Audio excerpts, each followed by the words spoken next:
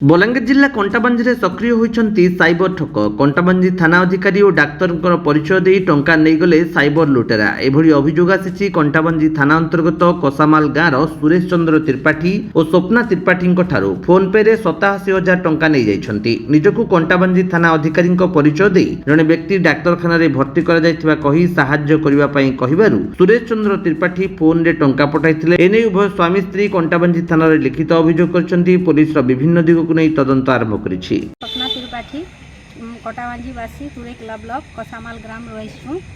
आमे दुई स्वामी स्त्री आज थाना के आयबार कारण होचे आमे दुई लोग स्वामी स्त्री साइबर ठकई रो शिकार होइछु। काज लगी कटाबांजी आईआईसी नारे काली हमके 2:10 बजे फोन आसला जे मेडिकल ले जने एक्सीडेंट होइछन पछाड़े बेसी मार पड़ीचे आरु 5,000 टंका पठाउन बोली करी आमे पठै देलु। तापरे 10-5 करी करी हंदा 2 दिन हला आमे शिकार होछु।